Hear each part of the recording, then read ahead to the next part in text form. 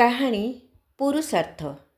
ଦିନେ ଶରୀରର ଇନ୍ଦ୍ରିୟ ଗୁଡ଼ିକ ବିଚାର କଲେ ଯେ ଆମେ ପରିଶ୍ରମ କରି କରି ମରିଯାଉଛେ ଏବଂ ଏହି ପେଟ ଆମର ଉପାର୍ଜନକୁ ମାଗଣାରେ ଖାଉଛି। ଆଜିଠାରୁ ଆମେ ଉପାର୍ଜନ କରିବା ଏବଂ ଆମେ ହିଁ ଖାଇବା, ଅନ୍ୟଥା କାମ ବନ୍ଦ କରିଦେବା। ପେଟ ସେମାନଙ୍କ ପ୍ରସ୍ତାବ ଶୁଣି ସବୁ ଇନ୍ଦ୍ରିୟଙ୍କୁ ଡାକି କହିଲା, ମୁଁ ତୁମର ଉପାର୍ଜନକୁ ନିଜେ ରଖୁନାହିଁ। ଯାହା କିଛି ତୁମେ ଦେଉଛ ତାକୁ ତୁମର ଶକ୍ତି ହିସାବରେ ତୁମ ପାଖକୁ ପଠାଇ ଦେଉଛି। ବିଶ୍ୱାସ କର, ତୁମର ପରିଶ୍ରମ ତୁମକୁ ହିଁ ମିଳିଯାଉଛି।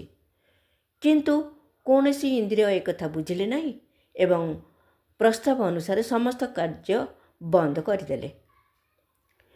ପେଟ କ୍ଷୁଧାରେ ଛଟପଟ ହେବାରୁ ଅନ୍ୟ ଅଙ୍ଗଗୁଡ଼ିକୁ ଶକ୍ତି ଦେଇପାରିବାରେ ଅସମର୍ଥ ହେଲା।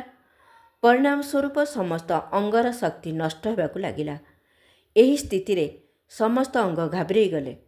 ସେତେବେଳେ ମସ୍ତିଷ୍କ ଇନ୍ଦ୍ରିୟ ଗୁଡ଼ିକୁ ଡାକି କହିଲା, ମୂର୍ଖଗଣ, ତୁମର ପରିଶ୍ରମ କେହି ଖାଇଯାଉ ନାହିଁ, ତାହା ଫେରି ତୁମରି ପାଖକୁ ହିଁ ଆସିଯାଉଛି।